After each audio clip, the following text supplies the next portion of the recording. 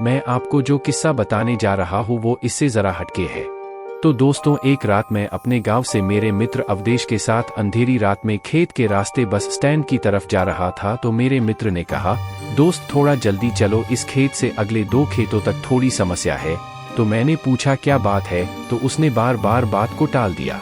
लेकिन मेरे ज्यादा दबाव डालने पर उसने पूरा किस्सा सुनाया। बहुत साल पहले अपने गांव से रात को इन्हीं खेतों से एक आदमी गुजर रहा था। रास्ते में वो पेशाब करने के लिए एक पेड़ के नीचे रुक गया। उसके बाद वो जैसे थोड़ा चला, उसे किसी बच्चे के रोने की आवाज आई। तो उसने सोचा रात को पहरा देने वाले का बच्चा होगा। लेकिन तभी याद आया कि ये खेत तो रामेसर काका है, जो 3 साल पहले यहाँ फांसी लगाकर मर गया।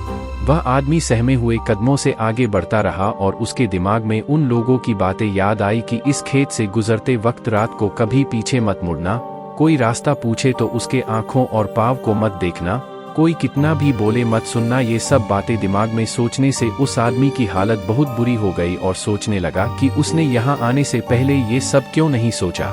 वो जैसे जैसे आगे बढ़ता वैसे वैसे बच्चे की आवाज़ और तेज होती जाती और ऐसा लग रहा था जैसे वो उसके साथ ही चल रहा हो। तभी अचानक उसने देखा कि एक पेड़ से बंधे झूले में बच्चा लेटा रो रहा था। तो डरते हुए उसने आवाज़ लगाई कि ये किसका बच्चा है, लेकिन कोई प्रतिक्रिया नहीं आई।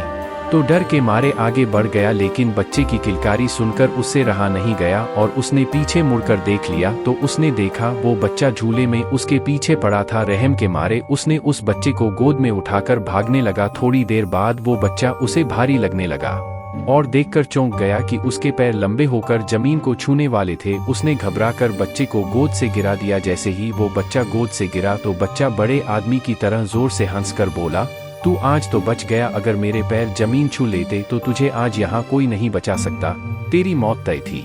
ये कहते ही वो बच्चा गायब हो गया। वो इंसान गिरते पड़ते घर तक पहुँचा और घर पहुँचते ही बेहोश हो गया। जब उसे होश आया तो उसने गांव वालों को ये सारी कहानी बताई।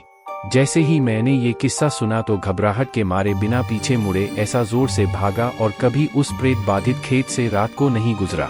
दोस्तों, आपको अगर ये कहानी पसंद आया तो इस वीडियो को लाइक और चैनल को सब्सक्राइब करना ना भूले।